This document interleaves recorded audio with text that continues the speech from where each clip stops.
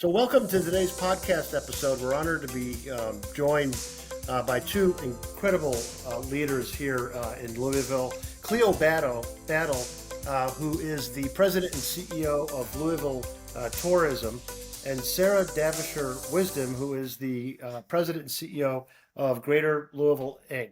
Cleo and Sarah, hi, how you doing? Good. How are you? Good. Thanks for joining. Thanks for hosting us. Really important conversation around the importance of tourism in Louisville and certainly economic development and all the great work that your all's organization is doing. And I want to talk about the intersection and with homelessness in Louisville and just get your all's perspective on the visible homeless that we have in Louisville and what it means to your all's organizations, and even kind of dive into some of the things that you see that we should be doing going forward. So with that, I'm just going to go ahead and get started and give a few statistics, and these are approximates, but what I've seen is that the impact, the annual economic impact of tourism in Louisville, last number I saw, Cleo, was about $4.4 billion. That's correct. I mean, just a huge number and impact. And, recently we've seen Louisville being called out as having 4 of the top 10 destinations for sports, like Churchill Downs and Muhammad Ali Museum, the museum over at Churchill Downs and some others. And it's a destination. And I've always said this to folks, and I know Sarah, you and I have chatted on this too in the past, is that Louisville's centrally located. I mean, it's within about one day's drive of, 70%, 75%, some huge number of the nation's population.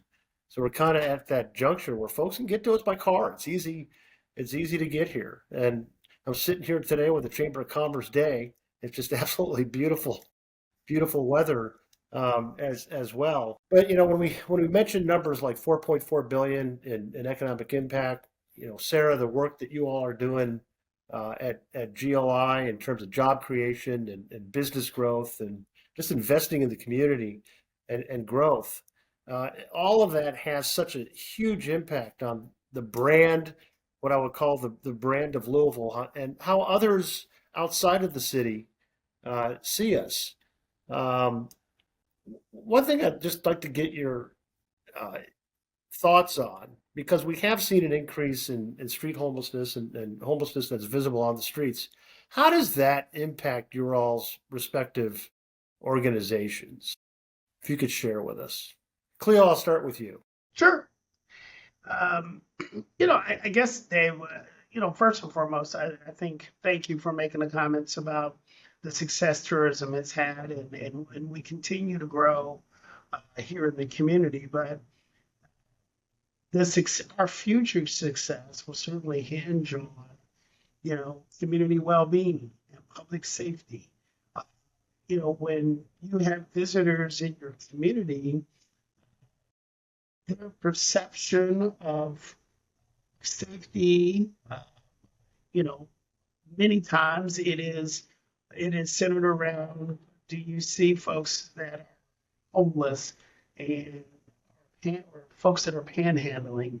Those are direct indicators to their experience while they're here. So certainly for us to continue to have the success that we have, it's an important issue that we need to come together to deal with. Sarah, talk, in terms of GLI and the wonderful work that you have done in your tenure there in terms of community investment. I mean, clearly, homelessness has an impact on the economic health of our community as well. Absolutely, and thank you for your comments, Dave. Very much appreciated. Our overall mission at GLI is to grow the regional economy, and that includes several factors. Workforce participation is one, economic mobility, poverty, the number of jobs. I mean, all are very important. And so when we see any one of those indicators start to lag, then we know that there are issues in the overall health of the economy, and we have to pay attention to that. Um, we are not alone in this. I mean, I talk to many of my peers in the chamber industry frequently about this topic, and food insecurity and homelessness are really a major concern. And I think we all want every person in our region to have access to those basic essentials. And we want everybody to have that opportunity to thrive. So we have to come together as a community in order to address these needs. One of the ways that we have really tried to do that is by bringing attention to models that work across the country on our glide trips. That's our Greater Louisville Idea Development Expedition trips.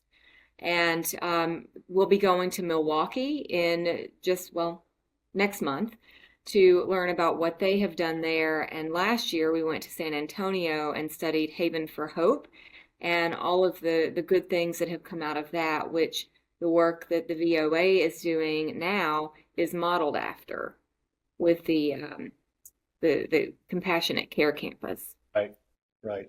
Yeah, it's and a lot of folks in Louisville don't know the work that St. Vincent de Paul is doing, but we have for several decades now had a campus in Shelby Park that is doing just amazing work to get folks that are finding themselves in chronic homelessness off the streets into shelter space, which, and a lot of folks, you can debate, do you need more shelter space? Do you not? Should it just be all about permanent supportive housing? I personally believe in what I learned from my tenure at St. Vincent de Paul, that there's a lot of folks that need that transition. I mean, when you're chronically homeless, you're going to be dealing with a lot of issues, and some of those issues deal with substance use and addiction and mental health issues, and in some cases it's not. It's a myth that folks have that all folks that are homeless have some kind of addiction problem. It's just not the truth, but it is prevalent, and some folks need to have that transition. And the shelter space at St. Vincent de Paul is a model in that it's open 24/7.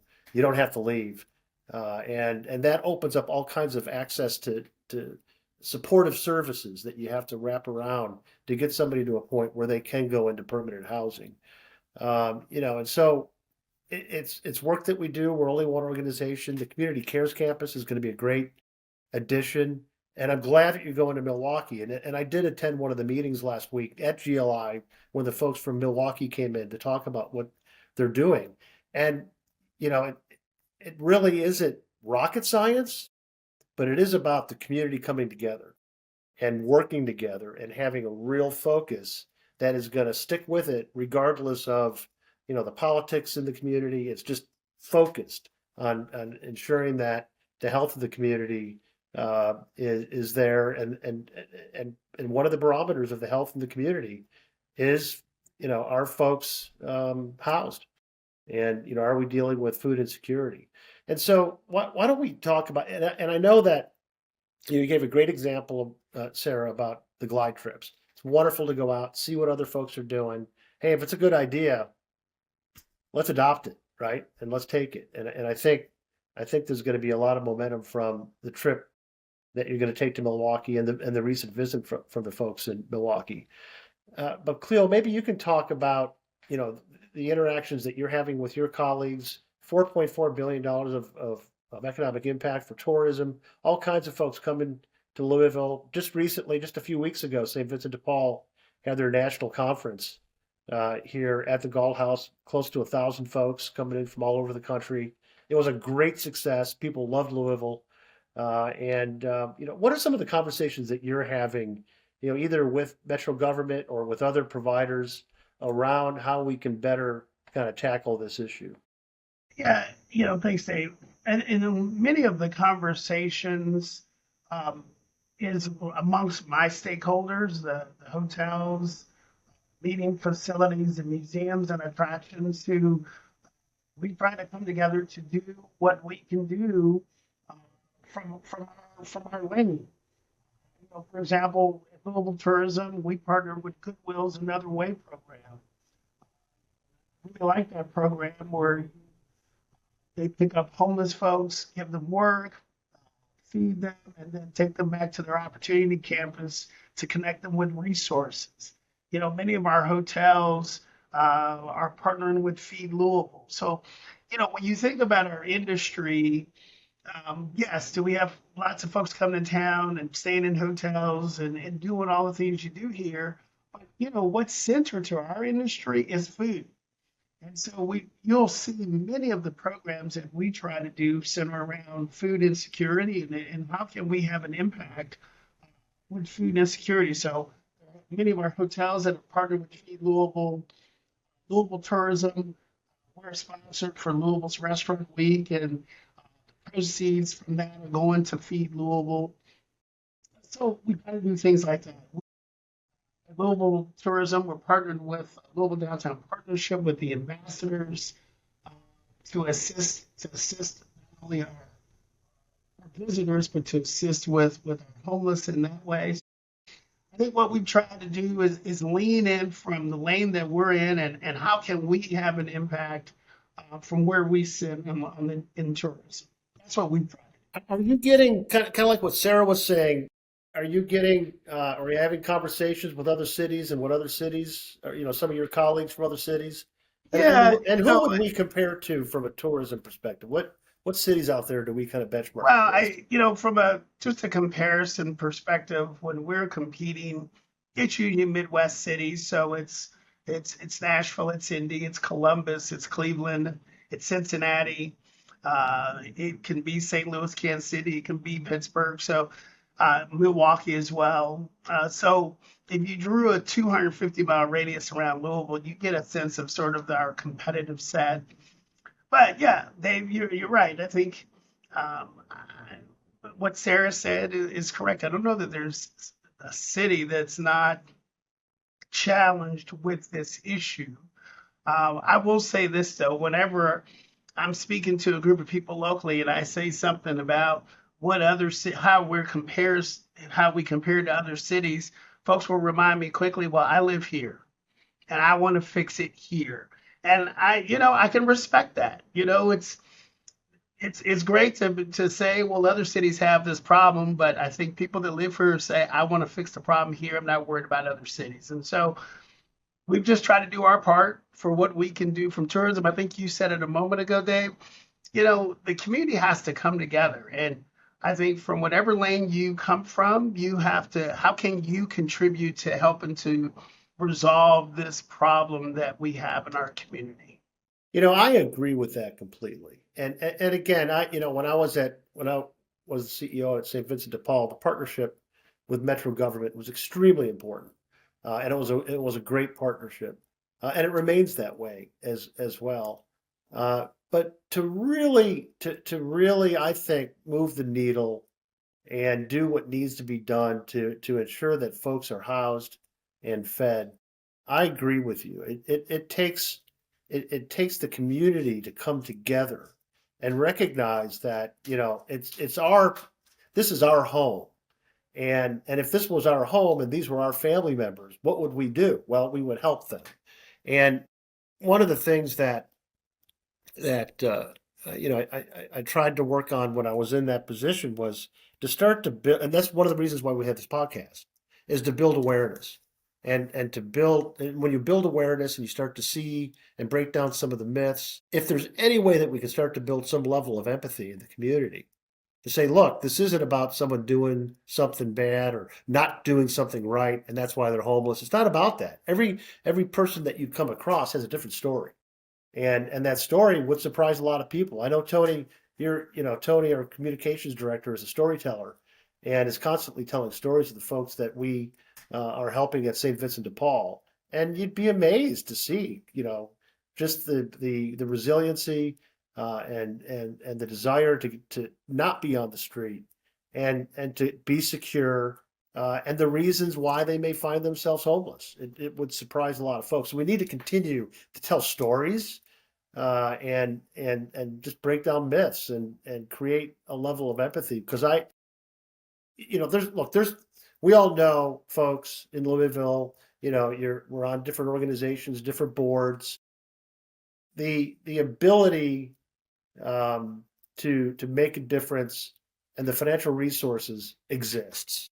It's there, and I have no doubt about that. And what I'd love to hear from both of you is, aside from your roles in leading your respective organizations, what do you all as individuals, as community members, see as some of the things that maybe we should be doing here in Louisville?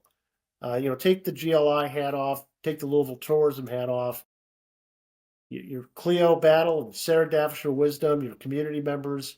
What do you see as some of the things that you think we should be doing that maybe we're not doing right now, or some of the things that we're doing and do more of it, kind of thing? Sarah, I'll start with you. Well, I think first it's critical to support organizations like yours because you are doing good work. And we tend to focus on homelessness at certain times. Maybe it's Thanksgiving or Christmas when we're compelled to reach out and do something to help others. But we have to think about this all the time, not just when it's cold, not just when it's a convenient time for us to reflect on all that we have, but all the time. And it's going to take that sort of commitment to really make a difference. And then it's impossible for me to take the GLI hat off sometime. I think it's important that we also think about specific advocacy initiatives that we can each take on, not just as organizations, but as individuals. We are each represented by people on Metro Council, by the mayor, by state legislators, by the federal delegation, and all of the different levels of government have to work together to help us address this issue, whether it's through federal grants, whether it's through specific targeted state funding to address the issue, or whether it's local funding. We have to work together to share that funding and enable additional housing eviction prevention funding. That's another thing that would be very helpful. I mean, preventing homelessness is even better than addressing it once it actually happens. Creating new land development code changes that would enable more affordable housing, and then addressing neighborhood disputes when that does come up. I mean, that is something that's also needed, and that is something we as individuals can be a part of and communicate with our elected officials. So those are my thoughts on that. I appreciate that, Sarah. And Cleo, before I get to you, I want to comment on some things that you said there, Sarah, that I learned that I didn't realize. And, it's one thing to say, hey, we need 15,000 more units, 30,000 more, whatever the number is. It's a huge number. And it's billions and billions and billions of dollars of investment that's going to be needed. But when you realize that things, and we did a podcast, it's been maybe a year ago, we did with some folks from Metro government that have some responsibility for the land development code. And when you start to realize that Louisville is in great respect zoned single family and zoned commercial, and not necessarily zoned to a great extent multifamily or higher density living arrangements, you start to see that just to begin with, there's challenges to do the building that we need to do, because some of the building and permanent housing, that permanent supportive housing, and for folks that don't know what permanent supportive housing is, it's folks that will have a lease, will have an apartment, but there's wraparound services, there's case management, there's help that's necessary to keep folks housed. And that, in great respect, is some of the reasons why Milwaukee was so successful in reducing its homeless population. But you're right, Sarah, we need to educate ourselves on things like that, and then advocate and speak to our representatives and speak to the folks on Metro Council that represent us, and speak to the mayor's office about some of the changes that need to be made to even just pave the way for the ability to make the changes, to make the changes that we need. So I appreciate that, because there's a lot of nuances to this. And oftentimes what happens is, as a community, it's kind of like, well, that's the quote homelessness problem, right?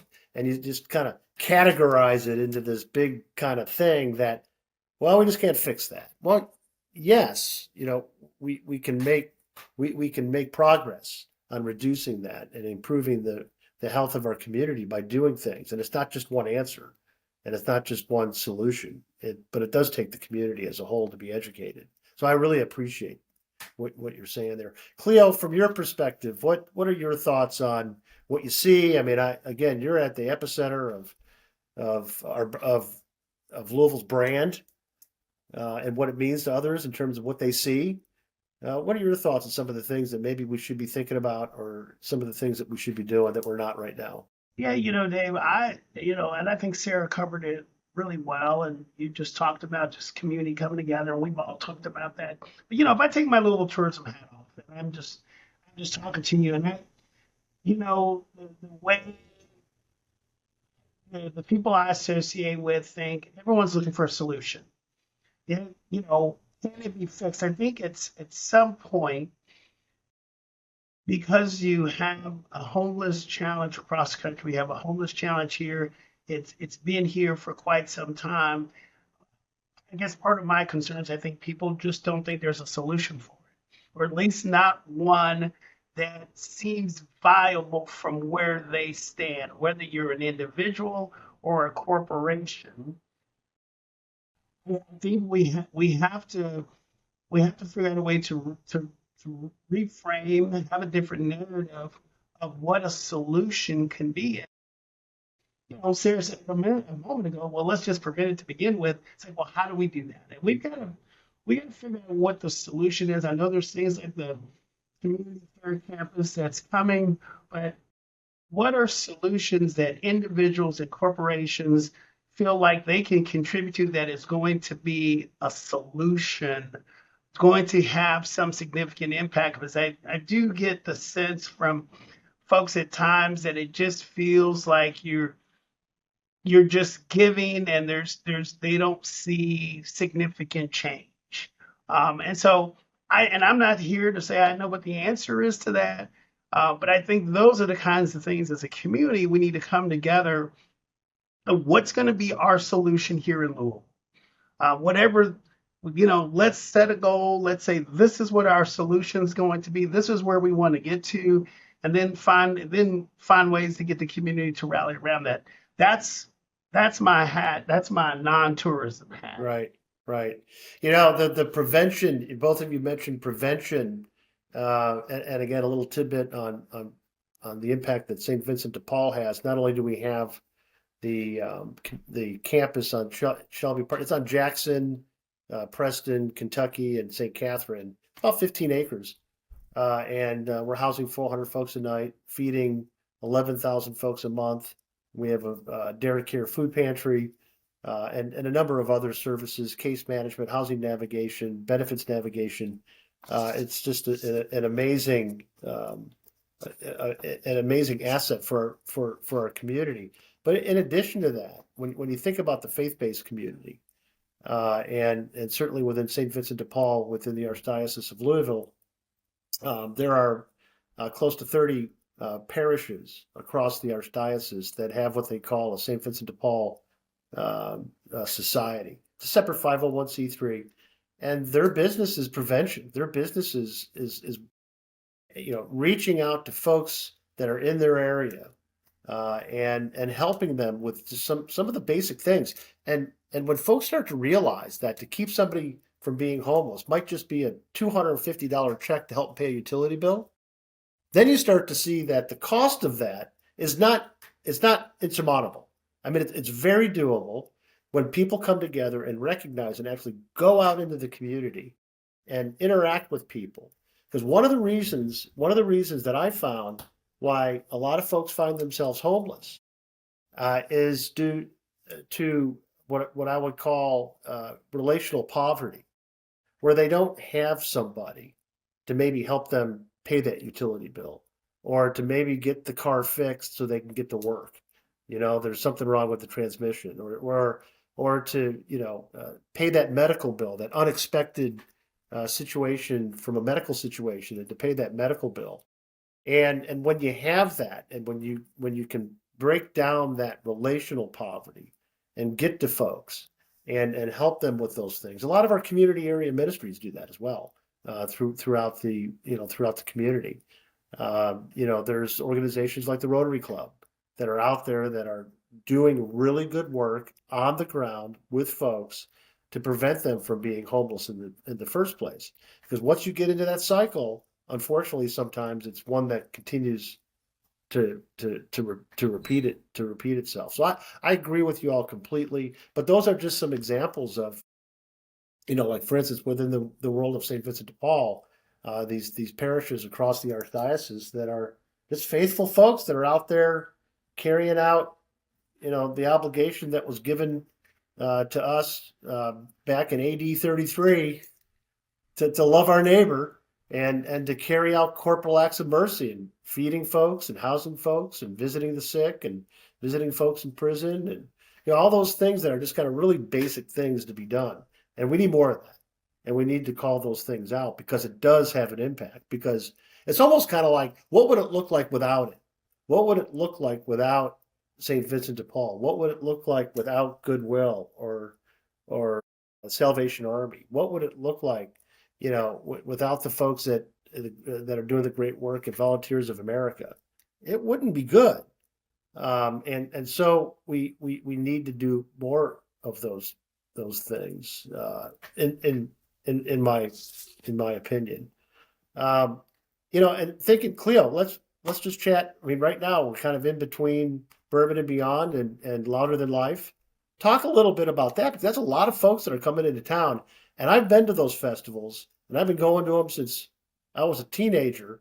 I'm not going to say how long ago that was, but you find folks sometimes that come into these festivals like that have a lot of compassion for community issues. And I think those are really great ways to get the word out in terms of how people can help. And, maybe I'll talk to the folks at St. Vincent de Paul and say, hey, maybe we should have a booth or something at Louder Than Life or, and just tell the story. Those are great ways to do it, I think. You're not far off. I mean, I'll get back to DWP in a moment, but we run a program here at Louisville Tourism called Leave a Legacy. And what we try to do we have approximately 600 meetings, conventions, and events that come to town every year. And what we try to do is we go to those organizations and say, some of them do, some of them don't. Would you like to leave some type of legacy while you're here? Sometimes it's around homeless. Sometimes it's around food insecurity. Some may want to give to a local cancer organization, but we look at these thousands of people that come into the market and say, how would you like to leave an impact? Some of the organizations will put something inside the convention for people to donate while they're there.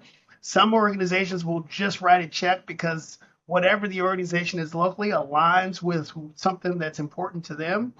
And so, yeah, we've seen organizations like the Kidney Cancer Association recently make a donation to Dare to Care. DWP, the festivals, they've made donations to Dare to Care. So, yeah, I think, and that's what I was speaking of earlier, is how do we challenge the different industries in our community to contribute to try to do what they can do from their own lane? And I think that's what our industry tries to do. I'm proud of a lot of the organizations that come to town and say, we want to give back inside this community to help make this community better. And so you see that with DWP. And yeah, we're excited to have DWP, the big, I think most folks don't always know this, but Bourbon and Beyond is the smaller of the two festivals. Louder Than Life has always been the larger one. So we're very excited about having these folks come into our community. About 70% of the 400,000 people that will be here over the 8 days are from out of market. So very excited about getting ready for the next 4 days of DWP being here in Louisville. Yeah, congratulations on being a part of getting that to be a 10-year commitment. I mean, for it to be a commitment, I'm sure it makes it easier to even think about how you can invest even more Absolutely. in the festival. And it's going to grow no matter what. Yeah, we want to build in between the two festivals now.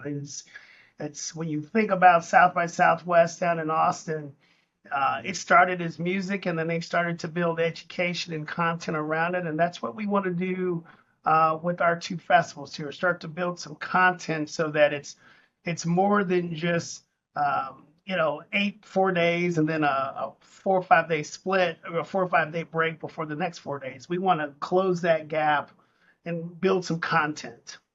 Well, maybe we could have a fundraising idea where it's kind of like instead of like a dunking booth or something, you know how you do those things.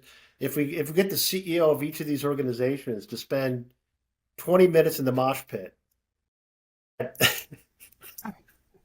or get carried, and we'll donate for every minute they do it. We'll donate $1,000 or something like that. Oh, Dave, I'm 6'2", 235-ish. I'm a pretty big guy. I need a lot of trust. Yeah. That would be a lot of fun, though. It's interesting, and I want to wrap up with you all giving just some parting thoughts on the work that your organizations are doing and the importance of organizations like St. Vincent de Paul to continue to work together, because I'm convinced, and I remember when I was still in my role at St. Vincent de Paul, there was a grant that we were successful in getting, and there was two questions in there, and one of them was for us to describe what our impact is on the economy and economic development in Louisville, and what is the impact that an organization like St. Vincent de Paul has on tourism. And initially, there was conversations back and forth that was saying, well, do we really impact tourism? And I was like, yes, absolutely. I mean, if we're out there doing the good work to improve the health of the community, it does have an impact on tourism. It does have an impact on the economic development efforts and just the overall economy and just the business climate. I mean, I ran Ernst & Young as managing partner for 15 years, and a couple hundred folks there coming down into the Aegon Tower. Now it's the Mercer building and all that kind of stuff. And safety was important for us, right? And if that's the reason why businesses want to get involved, great. It doesn't really matter to me as to why you want to get involved. If it means that, from a tourism perspective, again, the health of the community, folks not on the street, folks in shelter, helps with tourism, great. If that's the reason, fine. But it clearly, us all working together is part of that solution. So what I'm going to do, I'm going to wrap up. We're close to our end time. Sarah, if you got a few parting thoughts first, we'll start with you, and then Cleo, we'll close with you. But thank you so much for taking the time, and thank you for the work that you're doing in Louisville. I'm a transplant, but I've been here since 1983, so I consider myself a native. I'm not going anywhere, and I love this city, and I want to continue to be helpful. And what you all are doing is key to the health of our community. Well, Sarah? Well, I'll just say thanks for hosting the conversation, Dave. I'm really encouraged that you recognize how homelessness impacts tourism and the overall economy. I mean, the rate of people experiencing homelessness is a direct reflection on the health of our economy, and we never want to see that rate rise. We want to do all that we can at GLI to bring people together to the table to understand how we can impact that in a favorable way. And at our organization, we want to do all that we can to support you and all that we can through our advocacy efforts to work together to address homelessness and to prevent it. So thank you again for hosting us. Thank you. Yeah, and ditto Sarah's comments. Thank you, Dave. I appreciate you taking the time and having this conversation as well. And I want to go back to the story you told about St. Vincent de Paul and the Archdiocese. Like, those are stories that we need to hear more of.